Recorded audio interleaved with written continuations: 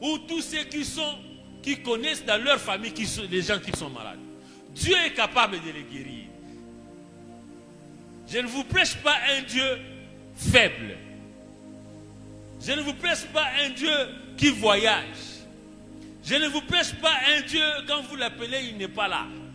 Je ne vous prêche pas un Dieu qui dort, il faut aller le réveiller. Non, je vous prêche un Dieu vivant, capable de. Je ne vous prêche pas un Dieu qui est dans le bivette. Non, je vous prêche un Dieu qui est dans son trône, qui règne pour toujours. Un Dieu capable de vous rendre saint, de vous guérir et de rendre votre corps pur et sain, dégagé de cette maladie.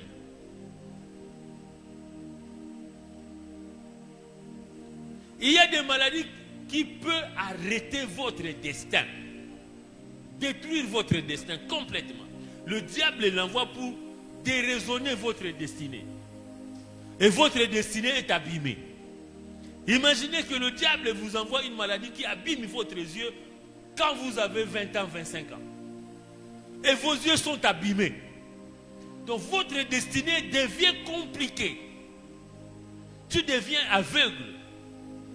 Au moment où un fiancé ou une fiancée venait, c'est au moment où vous tombez aveugle.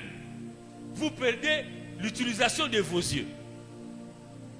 Ou vous perdez l'utilisation de vos pieds. Vous perdez l'utilisation de vos oreilles. Non, voilà, l'estomac là est troué. Le fiancé ou la fiancée vient vous assister à l'hôpital pendant 1 mois. Elle va te fuir. La maladie peut détruire votre vie. Laisse que ce soir que cette maladie-là libère votre vie. La maladie peut vous rendre pauvre, abîmé. Vous avez eu un compte bancaire bien garni, vous le gardez pour faire réaliser un projet. Et quand la maladie vient, comme dans le monde nous disons, la maladie, la santé n'a pas de prix. Vous puisez dans votre compte. Depuis que vous avez commencé, jusqu'aujourd'hui, l'argent est fini. Vous vous êtes même endetté. Vous n'allez même plus au travail. On vous a donné même une retraite anticipée maladif. L'argent est parti. Vous n'êtes pas toujours guéri. Priez, appelez les hommes de Dieu, ils vont prier pour toi. Et vous serez guéri. Non seulement vous serez guéri, vous serez relevé. Non seulement vous serez relevé, même si tu as péché, votre péché sera pardonné.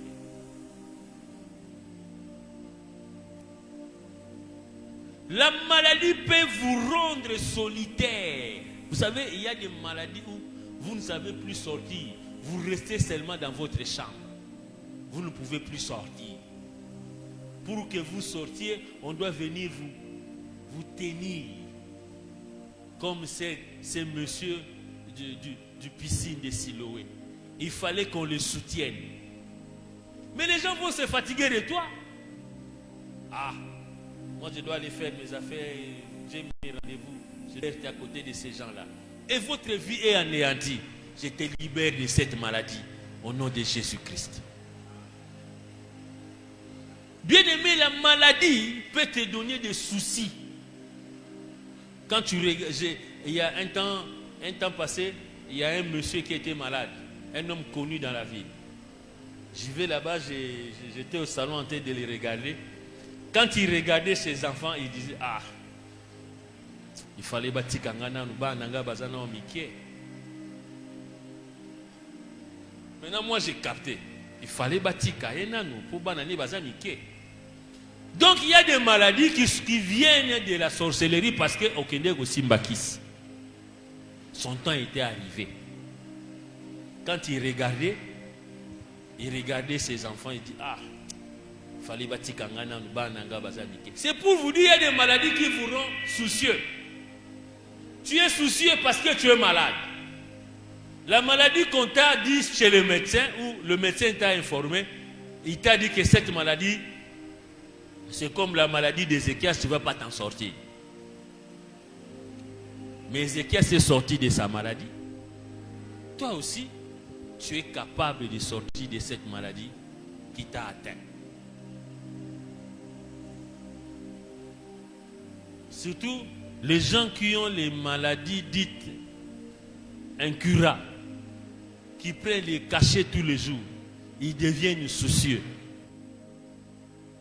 Même quand vous êtes avec lui, quand il rigole un peu, il pense que je vais mourir bientôt.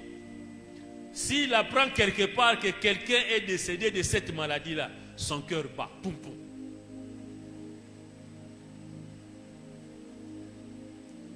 S'il demande seulement, non, la femme là est décédée de quoi? On lui dit non, elle est décédée de la maladie telle. Là où il est, son cœur bat. Poum, poum. Ah, bientôt moi aussi je vais mourir.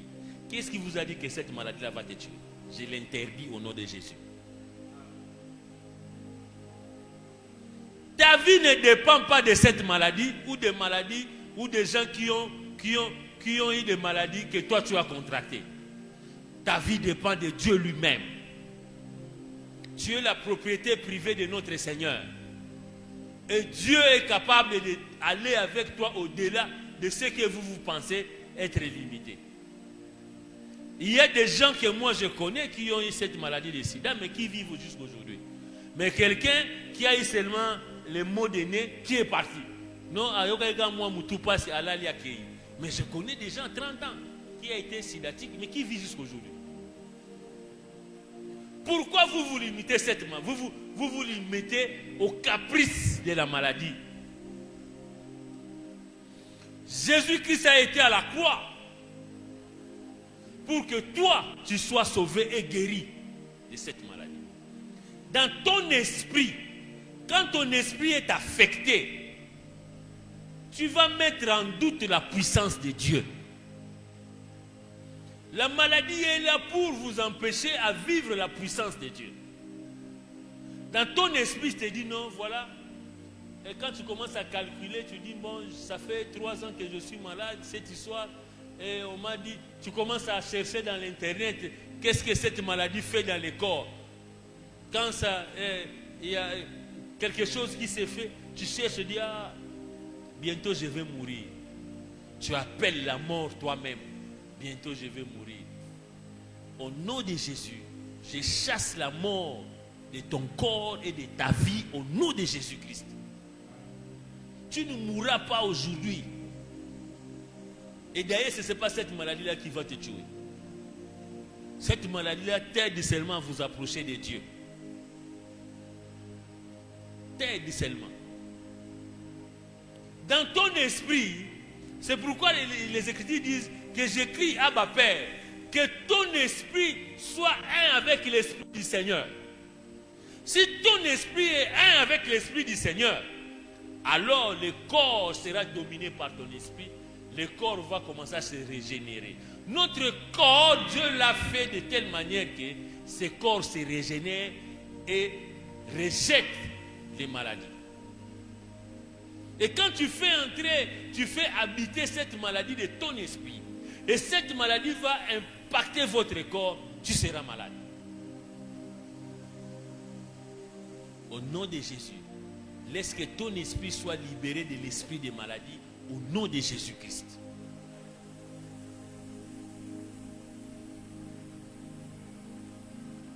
Vous savez, quand vous êtes malade, la joie ne sera pas avec toi. C'est pourquoi vous avez vu au-dessus, les Écritures disent, si quelqu'un parmi vous est dans la joie. Mais tu seras combien dans la joie quand toi, tu as un corps malade? Si tu as un corps malade, tu ne seras pas dans la joie. Bien aimé, quand tu vas à Mama Yemou, permettez-moi le terme.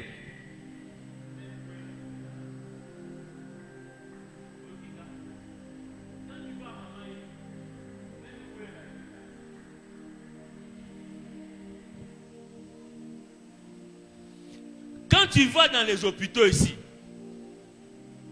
c'est difficile de voir les gens en train d'acclamer, de sourire et de rire à gosier ouvert. Parce que dans les hôpitaux, la joie n'y est pas. Quand quelqu'un veut tourner, aïe, Quand quelqu'un fait ceci, aïe, aïe, aïe, là-bas on commence à pleurer, la joie n'y est pas. Pourquoi? La maladie est entrée. Quand la maladie entre dans votre foyer, papa est malade, maman est malade, ou l'enfant est malade, la joie sort par la fenêtre. Laisse que les maladies quittent vos familles. Mais pour vaincre la maladie, il est écrit une chose que j'aime beaucoup. Quand vous servirez l'Éternel Dieu, écoutez, c'est fuir la maladie dans votre vie. Devenez serviteur de Dieu et Dieu éloignera la maladie des milieux de vous.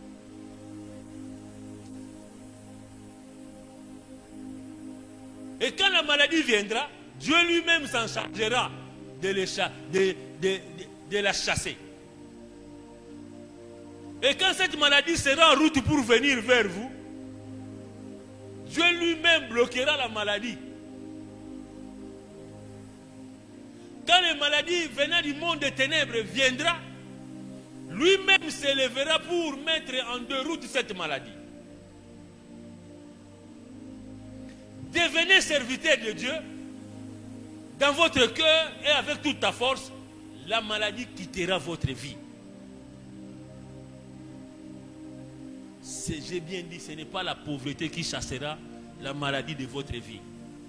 Ce n'est pas parce que tu manques l'argent que tu ne seras pas malade, que la maladie ne viendra pas.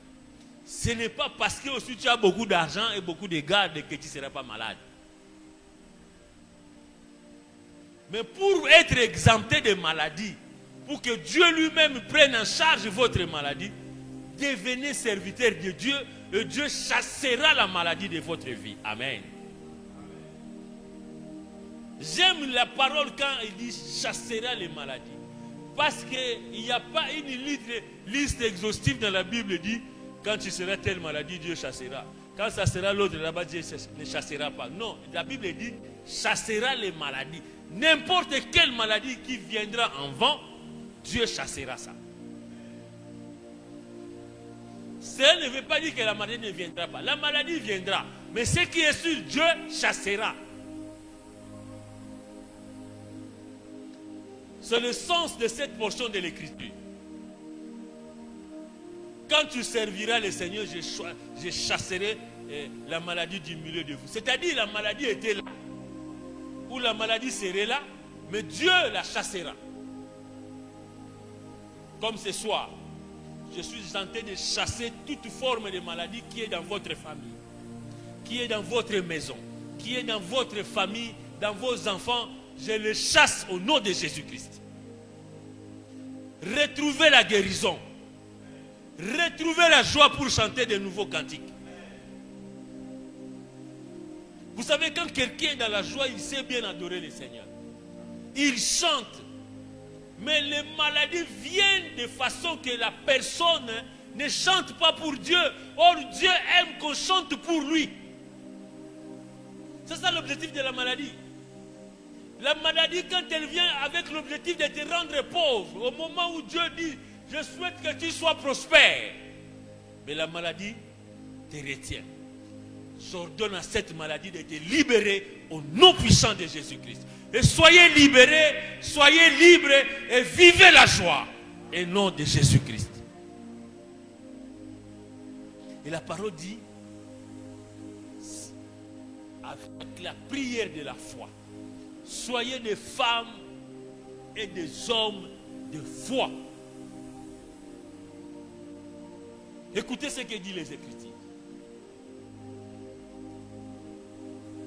Si vous avez la foi comme le grain de sénévé, le grain de sénévé est plus petit que la graine de maïs. Est trop petite, fine. Mais écoutez ce que les Écritures disent. Si tu as la dimension de ces graines, tu dirais à cette montagne. Écoutez la fin, il dit, réellement tu verras cette montagne se déplacer. Dieu n'a pas besoin que tu aies une foi plus que Sozacom. Non. Dieu n'a pas besoin que tu aies une foi qui est plus profonde que les océans. Non. La parole dit, si tu as la foi à la dimension du grain de sénévé, comme ça petit, tu diras à la maladie qui est à ta voisine, la maladie que tu souffres là, libère le corps de ma voisine. Et tu verras cette maladie de quitter le corps de votre voisine. La difficulté que nous avons, nous n'expérimentons pas la foi qui est dans notre vie. Voici les miracles qui accompagneront ceux qui auront cru. En mon nom, ils imposeront les mains aux malades et les malades seront guéris. Ce n'est pas moi qui le dis, c'est la parole de Dieu. Arrivez à expérimenter la foi que vous avez. Au nom de Jésus, je m'impose les mains. Toi, mon cœur qui est mal là, je t'ordonne de te restaurer et c'est là au nom de Jésus. Tu verras ton cœur là revenir au bon sentiment. La prière de la foi sauvera le malade. Tu n'as pas besoin de la foi pour épater les gens. Non, la foi n'épate pas. La foi rend gloire à notre Jésus. Amen. Est-ce que quelqu'un m'a saisi? La foi que nous avons, c'est pour manifester la gloire de notre Dieu.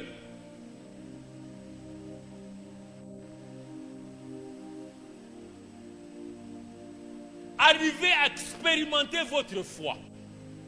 Pierre était là. Il dit, Seigneur, fais que je marche sur les eaux. Le Seigneur le regarde. Mais viens. Il ne met le pas dans les eaux. Il commence à marcher. À un moment donné, il regarde. Il perd sa foi. Heureusement pour lui, Christ était là pour le sauver. Expérimentez votre foi dans toutes les conditions. Seul Dieu va exaucer votre prière de foi. C'est vrai, la foi des autres peut nous aider. Mais dans notre siècle où tout le monde est devenu sacrificateur, c'est-à-dire des femmes et des hommes de foi, je voudrais que dans ta vie, tu commences à expérimenter la foi que vous avez. La foi vient quand vous lisez la parole et quand vous priez. Les deux grands piliers de la foi, c'est la prière et la parole de Dieu. Si vous lisez la Bible, vous priez, la foi va grandir et vous aurez l'impact. Expérimentez la foi dans votre vie. Si quelqu'un est malade, imposez-lui les mains, il va retrouver la guérison. Amen. Amen. Est-ce que quelqu'un m'a saisi? La prière de la foi sauvera. La Bible dit, s'il a commis quelques péchés, il lui sera pardonné. Menons une vie de pureté et de sanctification pour que nous ne soyons pas malades. La vie d'impureté, la vie de non-crainte de Dieu nous approche ou nous amène les maladies. C'est pourquoi j'ai dit deux grands piliers de la foi, la prière et la lecture de la Bible. Si vous lisez moins la Bible, si vous priez moins, c'est facile que vous soyez tout le temps dans la vie du péché. C'est pourquoi 1 Pierre dit, priez sans cesse pour que vous ne tombiez pas dans la tentation. Pour que la vie de péché n'entre pas dans votre vie, soyez une femme et un homme de prière. Ma prière ce soir pour toi est que le Saint-Esprit t'aide à devenir une femme et un homme de prière. Devenez une femme et un homme de prière, un homme lecteur de la Bible, Un homme qui craint Dieu, un homme qui prie dans chaque situation. Je vous ai dit, pour être guéri, ce n'est pas l'argent. Pour vivre la vie de guérison, des miracles, ce n'est pas l'argent. Ce n'est pas aussi la pauvreté. La maladie n'aura pas pitié de toi parce que tu es pauvre. Non. La maladie n'aura pas pitié de toi parce que tu es pauvre. Non.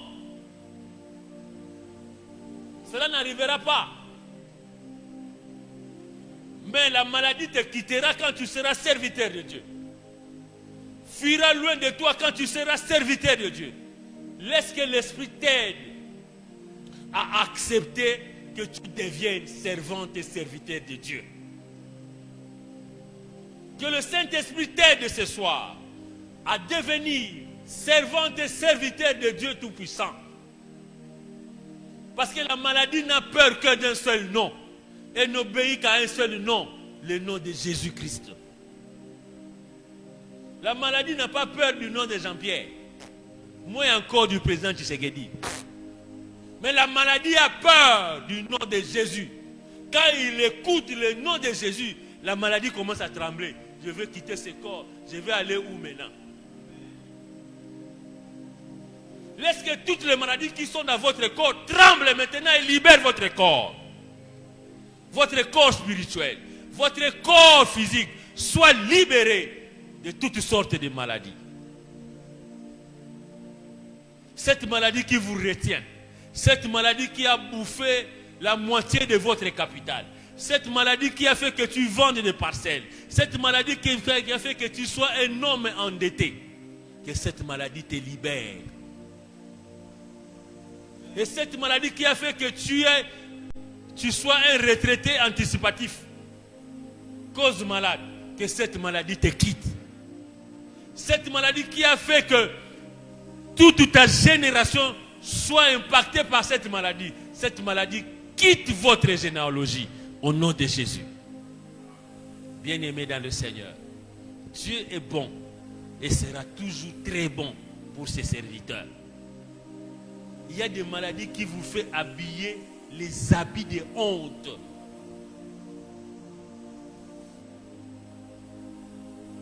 Des maladies qui te font habiller les habits de honte parce que vous n'avez plus rien. La maladie qui vous amène à la vie de la mendicité. Tu deviens un mendiant parce que tu es malade. Parce que la maladie a tout amené. Laisse que cela s'arrête au nom de Jésus. Vous savez, il y a même des foyers, des familles qui se sont séparées pour cause de maladie. Je connais un couple. Le foyer, le mariage a été brisé parce que l'homme était tombé malade et il ne trouve pas la guérison. Sa famille est venue le prendre et partir avec lui. La femme est restée seule avec les enfants. Mais que cela ne t'arrive pas au nom de Jésus-Christ. Et ce couple est brisé. Jusqu'aujourd'hui, ça va faire 10 ans, 15 ans. Et cet homme-là, la maladie ne finit pas. Et la vieillesse commence aussi à guérir, à entrer. Quand est-ce que cette femme vivra la joie du mariage? Quand est-ce que cet homme vivra la joie du mariage? Que ce genre de maladie ne trouve pas le chemin de votre vie. Je l'écarte du chemin de votre vie. Et c'est là au nom de Jésus-Christ. Mais cette femme-là, elle est exposée. C'est une cadre des entreprises au Congo. Mais elle est exposée.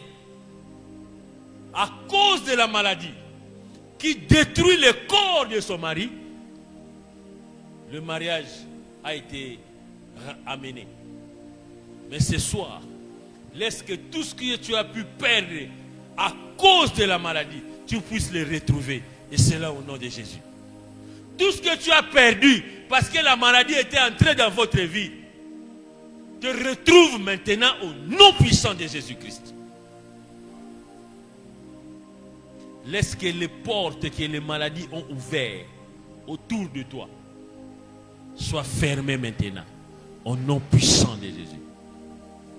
Les conséquences de cette maladie dans votre vie physique. Vous savez, il y a des maladies qui ont même abîmé le physique des gens. Quand tu prends la maladie comme les maladies de Kolokoto, par exemple, et cette maladie t'atteint, tu avais déjà l'âge adulte. Si tu ne meurs pas, ça va laisser les trous sur votre corps. Les trous. Tu deviens comme une femme trouée, ou un homme troué. Mais si tu vas chercher le travail avec une figure trouée, papy, qui va te prendre? Même si tu es intelligent, avec une figure trouée, on ne va pas te prendre. Et surtout si tu vas chercher à l'OZRDC, quoi, à la RTNC, qui va te prendre? Il y a des maladies qui affectent la vie physique. Tout le monde, on connaît ici les Buka Buka, non? On connaît les Buka Buka, non? Hein? Comment on appelle ça en français? Pardon, les polio. Vous savez, je suis arrivé quelque part dans notre pays. On amène les vaccins. Toutes ces contrées-là se sont levées contre le vaccin. Surtout nos frères du Kasaï. Non. Ça, on veut donner à nos enfants le vaccin là pour qu'ils ne soient plus fertiles. Non. Mais si vous allez là-bas dans ces coins-là, le nombre de gens qui n'ont plus l'utilisation des pieds, c'est plus là-bas. Mais Dieu a donné aussi, comme je disais, l'intelligence aux médecins pour savoir prévenir d'autres dégâts. Mais vous, comme le diable a pris votre connaissance, vous raisonnez à tort et à travers. On amène le vaccin pour contre le polio, vous refusez. Et à la fin des comptes, les enfants ont perdu l'utilisation de leurs pieds. Ma prière ce soir, que votre connaissance soit renouvelée. C'est là au nom puissant de notre Jésus-Christ. Acclamons pour le Seigneur. Acclamons pour le Seigneur. Acclamons pour le Seigneur. Notre Dieu est pour notre bien. Notre Dieu est pour notre avenir. Dieu voudrait que nous soyons ou nous ayons l'avenir propre et radieux. Notre Dieu voudrait que nous soyons en bonne santé. Parce que notre santé ou notre bonheur dépend de notre santé. Le bonheur que vous devez procurer aux autres dépend de votre santé.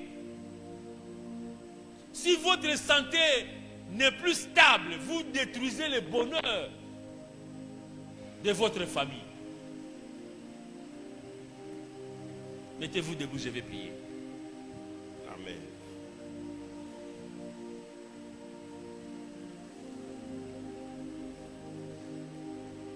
L'Assemblée va répondre par Amen. L'Assemblée va acclamer le nom de Jésus. L'Assemblée acclame le nom de Jésus. Et l'Assemblée va répondre par Amen. Jésus guérit toutes les malades. Amen. Jésus détruit les malades. Amen. Jésus détruit Christ. Non. Jésus-Christ détruit les infections dans le corps humain. Amen. Dans le nom de Jésus-Christ, retrouvez la santé. Amen. Là où la maladie a détruit votre corps, soyez restaurés. Amen. Là où la maladie a chassé le bonheur, que le bonheur vous retrouve. Amen. Là où la maladie a amené la pauvreté, que la richesse revienne. Amen. Tout ce que vous avez perdu à cause de la maladie, retrouvez-le. Amen. Tous ceux qui ont perdu l'utilisation d'une partie de leur corps, que ce corps soit retrouvé. Soyez bénis dans le nom de Jésus. Soyez bénis dans le nom de Jésus. Que la bénédiction s'attache à votre vie. Que la bonne santé s'attache à votre vie. S'attache à votre famille. S'attache à vos enfants. Amen. La bonne santé te réclame. Chaque jour le matin. Amen. Que la bonté de Dieu vous réclame. Amen. Que la bonne santé vous réclame. Amen. Que la bonne santé soit le deuxième pied de votre vie. Amen. Soyez bénis dans le nom de Jésus. Amen. Nous allons passer aux offrandes.